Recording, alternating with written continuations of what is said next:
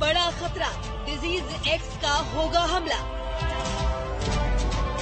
Disease x का कहर, WHO भी घबराया। कोविड से खतरनाक महामारी से महाविनाश। वायरल फीवर के केसेस बहुत ज्यादा हैं। फीवर के सस्पेक्टेड डेंगू करके आते हैं, और तो अभी तक हमने जितने भी टेस्ट किए हैं उसमें 42 पॉजिटिव आए हैं डेंगू। सावधान, डेंगू मचा रहा कोहराम।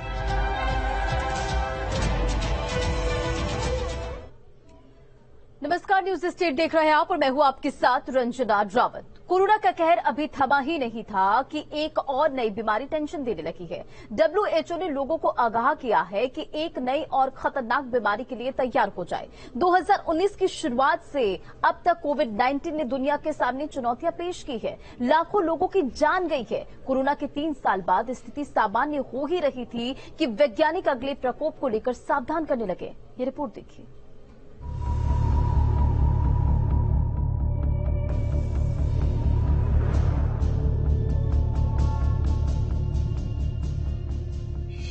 आने वाली है डिजीज एक्स महामारी। कोरोना के बाद अब डिजीज एक्स ने दी टेंशन। WHO ने जताया डर, यूरोप पर खतरा सबसे बड़ा। ब्रिटेन के लैब में बनाई जा रही वैक्सीन।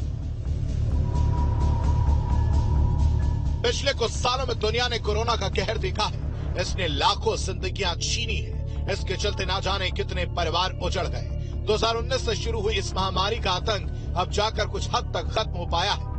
वैज्ञानिकों को कोरोना वायरस के खिलाफ वैक्सीन बनाने में सफलता मिलने के बाद ऐसा मुमकिन हो सका।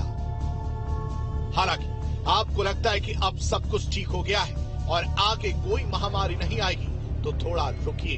कोरोना के 3 साल बाद भले स्थितियां सामान्य लग रही हूं, लेकिन वैज्ञानिक अगले प्रकोप को लेकर चौकन्ने हैं। खास तौर से WHO के प्रमुख के हालिया बयान के बाद वो और सतर्क हो गए।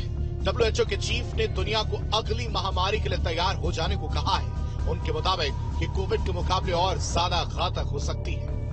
आज के जमाने में कई कारण से जो है पेंडेमिक होने की संभावना हो सकती है। हो सकता है मैनमेड हो, क्रिएट किया जाए। कुछ जो है मॉनिटर किया जाता है डिजीज के पैटर्न को, कि आगे जो है इस टाइप की पेंडेमिक होने की संभावना बढ़ सकती है। जैसे अभी सार्स कोरोना वायरस 2 जो है 2019 के दिसंबर में आया था।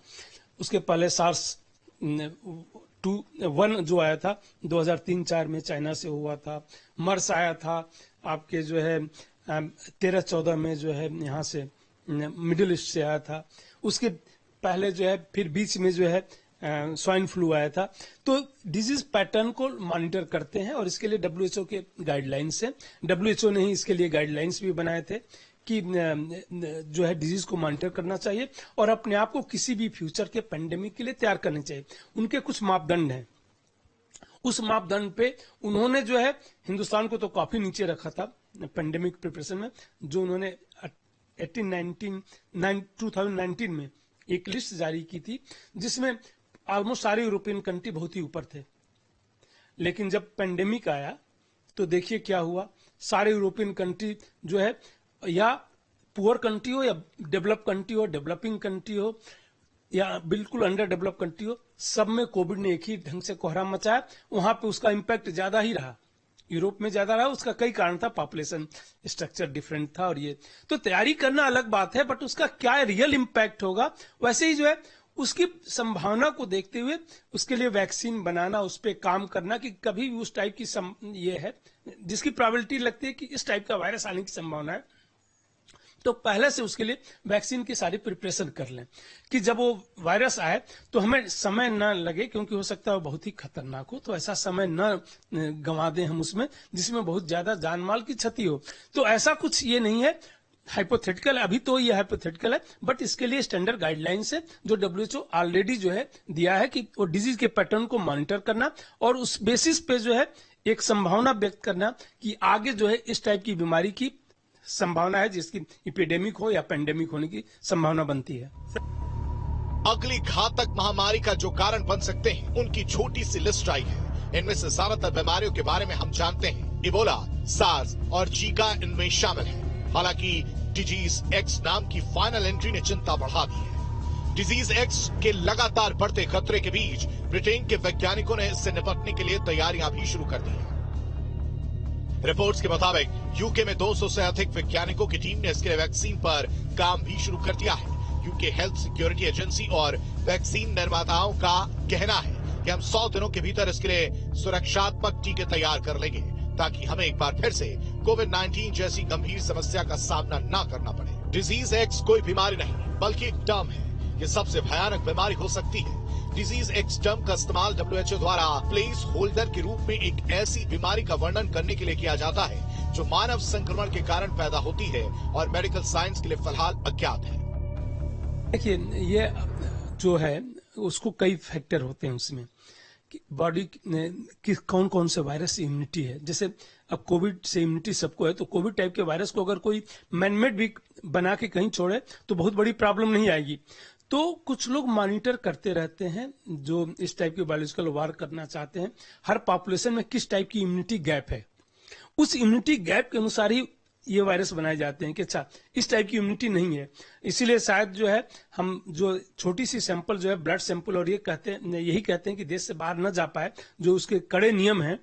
छोटे से ब्लड सैंपल का जो हम वेस्ट कर देते हैं, नाली में फेंक देते हैं, बट बाहर न जाए, इसका सबसे बड़ा यही कारण होता है कि उससे जो है मॉनिटर किया जा सकता है कि किस पॉपुलेशन में किस तरीके की इम्यूनिटी है। अगर उनको परेशान हमें करना हो, अगर बायोलॉजिकल वार करनी हो, तो इसका बहुत बड़ा रोल हो सकता है। तो ये जहां तक वैक्सीन रिसर्च है, तो हमारी कंट्री में बहुत सी डिजीज पे जो है अच्छा खासा वैक्सीन रिसर्च हो रहा है, और कोविड के बाद से तो वैक्सीन रिसर्च बहुत ही बड़ा है। हाँ, मैन्युफैक्चरिंग हम पहले से ही थे। दुनिया के जो है 60% से ज्यादा जो है अकेला वैक्सीन जो है, जो बाकी वैक्सीन है अदर देन कोविड की मैं बात कर रहा हूँ। कोविड में तो मैसेंजर आरएनए वैक्सीन ज्यादा प्रोडक्शन हुआ, बट बाकी वैक्सीन जो हम बच्चों को देते हैं, 5 साल से कम को बच्चों को देते हैं, वह जो है दुनिया के 60% से ज्यादा वैक्सीन जो है हम इस कंट्री में बनाते हैं। करीब 170 देशों को हम वैक्सीन सप्लाई करते हैं। तो वैक्सीन का मार्केट हमारे पास बहुत बड़ा है। मैन्युफैक्चरिंग का, रिसर्च का उतना नहीं था, जो कोविड के बाद से काफी तेजी पकड़ रहा है। आने वाले समय में डिजीज एक्स एक घातक बीमारी बनकर उभरेगी, इसलिए स्वास्थ्य को देखते हुए अभी से ही लोगों को सतर्क होने की आवश्यकता है। इस बात की भी चिंता है कि जब कोरोना आया था तब इसके इलाज को लेकर कोई दवा या टीका भारत में मौजूद नहीं था। ठीक वैसे ही इस समय डिजीज एक्स को लेकर भी कोई दावा नहीं किया जा रहा है। चूंकि हम एक और बड़ी वैश्विक महामारी की संभावना को नकार नहीं सकते हैं, ऐसे में छोटी छोटी सावधानियां अपनाकर आप खुद को सुरक्षित रख सकते हैं। बिना मास्क के बाहर न निकलें। सुनिश्चित करें कि आप अपने हाथ साफ रखें। अल्कोहल आधारित हैंड सैनिटाइजर साथ रखें। जो कोई भी संक्रमित या वायरल बुखार से पीड़ित लगता है, उसके साथ सामाजिक दूरी बनाए रखें। सुनिश्चित करें कि आपके बर्तन बिल्कुल साफ हों। डिजीज एक्स एक भयंकर बीमारी के रूप में फैल सकती है। इससे भारी संख्या में लोगों की मौत हो सकती है, लेकिन फिलहाल इससे घबराने की जरूरत नहीं। इसका सामना करने के लिए हमें सामूहिक रूप से तैयार रहना चाहिए। Team news state.